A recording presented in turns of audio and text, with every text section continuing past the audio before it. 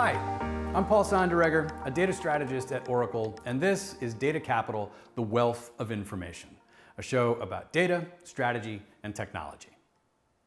The knowledge pyramid is a common way to talk about data, information, and knowledge, which is a shame because it's wrong. If you're not familiar with the knowledge pyramid, it puts data at the bottom, information in the tier above that, knowledge above that, and then wisdom at the very tippy top. Selection and filtering is what gets you from the lower levels to the ones above, with data being refined into information, information into knowledge, and knowledge into wisdom. This leads otherwise sensible people to say silly things like, I don't want data, I want information, which is like saying, I don't want money, I want value. Well, fine, I'll keep the money and I'll decide what value you get. You kind of want the money now, don't you? But it's worse than that, because the pyramid's oversimplification gets one big thing wrong about the relationship between data and information. Information precedes data just as much as it follows from it. This turns out to be a misunderstanding not just about computers and data, but about empirical reality, which is a problem when you're trying to make applications and analytics and AI that help you manage reality better. So how do we get here? Where does this framework come from and what made it so common? The first instance of these concepts being linked together comes from a play written by T.S. Eliot in 1934 called The Rock. The opening chorus includes these lines: "Where is the life we have lost in living?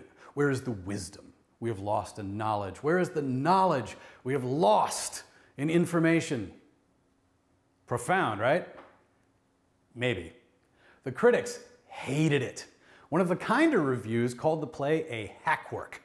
Eliot himself even denied writing it at one point, but he did write it. Under a tight time frame and on commission, which he described as cranking an engine with a dead battery. Anyway, one of the curious things about this lament for the modern world is that it was reinvented in a way as a kind of how-to for knowledge management in the 1980s. In the 70s and 80s, as computers did more than just compute, as they became decision support systems and expert systems and management information systems, a whole generation of technologists looked for new ways to describe this emerging potential. But it was probably Russell Ackoff who most gave the knowledge pyramid its aura of authority. In his 1988 address to the International Society for General Systems Research, entitled From Data to Wisdom, Ackoff laid out his hierarchy of the so-called types of content of the human mind. Wisdom, of course, is at the very top. Underneath that was understanding, which almost everybody else leaves out, and then knowledge, and then information, and then data. Ackoff likened data to metallic ores that have no value until they're processed into some usable form. This is the transformation of data into information. Information answers questions that begin with who, when, where, what, and how many. Knowledge turns information into instructions. And wisdom is judgment, a uniquely human ability. Now, in Ackoff's defense, none of this is crazy. But his pyramid is built on sand, and not in a good way. Take this apple. The seeds in this apple embody an enormous amount of information. Enough genetic information for natural processes to take sunlight, water, and nutrients and create a new apple tree, which then processes the same materials into new apples. And this all happens whether people capture any data about these processes or not. Now, what this means is that information comes before data, at least as much as it comes from data. So the assumption that data comes first, that it's the source of all information, is deeply flawed. And the rest of the edifice collapses as a result. But what could take its place? Well, Cesar Hidalgo at the University of Toulouse and formerly of MIT's Media Lab takes a radically different approach. Unlike Ackoff and his peers, Hidalgo's starting point is not information science, but physical science.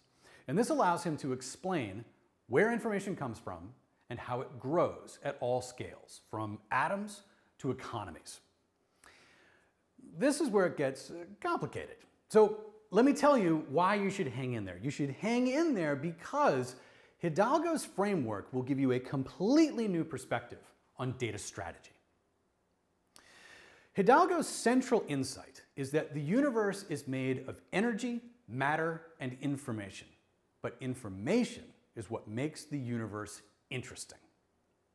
See, the universe tends toward disorder or entropy, but information is order. Physical order, whether created through natural processes like this apple or through human-made activity like this apple, are embodiments of information. They're little victories against the relentless advance of entropy. And our world is an incredibly rich pocket of information in an otherwise mostly barren universe. To drive the point home, let's use one of Hidalgo's favorite examples, a Bugatti, one of the world's fastest cars. The Bugatti Chiron, at over $2 million, is not just one of the world's fastest cars, it's also one of the most expensive. So picture yourself driving this Bugatti, finding the perfect line through the curve, you stomp on the gas out of the turn, and you crash into a tree. You're fine. Bugattis are very safe. But the car is worthless. Why? What was destroyed? Not the atoms of the car, they're all still there. But those atoms are now in a different physical arrangement, namely a crumpled mess. The physical arrangement of those atoms that let the Bugatti do 0 to 100 kilometers an hour in 2.4 seconds, that information, that particular embodiment, that's what was destroyed in the crash. Information is physical order. So if information is physical order, what then is data? Data are little instances of order. Data are embodiments of information. Data are little structures you create when you choose to take an observation about some part of the world. Now, to be fair to Ackoff and to people comfortable with the knowledge pyramid, when you process data, you are in fact creating a new arrangement. You are creating information. So just as a tree, through its natural processes, consumes energy to create order that is an apple, when you say, take an average of some set of data, you are consuming energy to create order that is an average. You are in fact creating information from your data. Okay, so why does this matter? Why does it matter that information precedes data at least as much as it follows from it? It matters because it brings us to the first lesson for data strategy from Hidalgo's framework. See the data that isn't there. If you want to build new digital goods and services, you have to look out at the world and see the information that's currently being lost. Right now, in your business processes, in your interactions with your customers and partners, in your physical capital equipment, information is evaporating like so much steam. Now, this may not be some grand revelation that you should capture more observations about the world, but here's the thing. For most real economy companies, they think that data is a byproduct of their operations, and this is a mistake. Instead, you need to develop the perspective that every single one of the activities in your firm, every operation of some piece of capital equipment, every interaction with customers and partners is an opportunity to create unique stocks of data capital. But that's just the first lesson. We now turn to the other big player in Hidalgo's framework, knowledge. Knowledge is information embodied in a person, specifically in a person's brain and nervous system. Knowledge is often broken down into know what and know how. Know what is propositional knowledge, like apples are fruit or flamingos are birds. Know how is skill knowledge, like the ability to bake a pie or bake a flamingo. One of the ways that people have transferred knowledge to others is through person-to-person instruction. And this is what makes it possible for each of us to learn rather than having to recreate all knowledge on our own. But the other major way that we transfer knowledge is by building products that embody that knowledge, like iPhones and Bugattis. And this brings us to the second big lesson for data strategy: focus on data products. The difference between a data set and a data product is actually pretty simple: packaging. A data product is a discrete set of observations packaged up for easier reuse and recombination. Now, we'll have a lot more to say about data products and how to make them in future episodes. But remember, in the last episode, we talked about the necessity of enforceable property rights for facilitating fair data trade.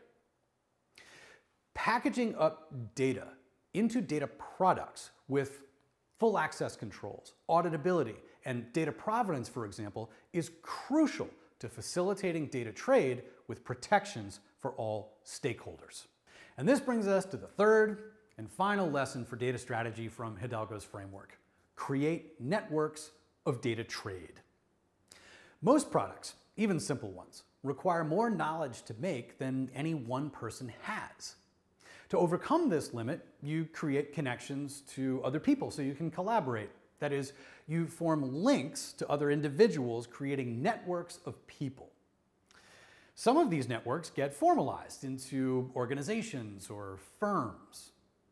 And what happens when your firm wants to create a product that requires more knowledge than it has? You create networks of firms. And this is what economic activity is: networks of firms trading with each other to create products and services that require more knowledge than any one of them possesses. As more of this knowledge and information is captured in digital data, more real-world economic activity becomes inseparable from networks of interactions among data products. And this is why Hidalgo's framework is such an improvement over the knowledge pyramid. It helps us understand where information comes from and how it grows, whether through natural processes or economic activity. And this perspective becomes particularly valuable when you realize that inside your own firm is an entire data economy hiding in plain sight. And that's what we'll look at next time on Data Capital: The Wealth of Information.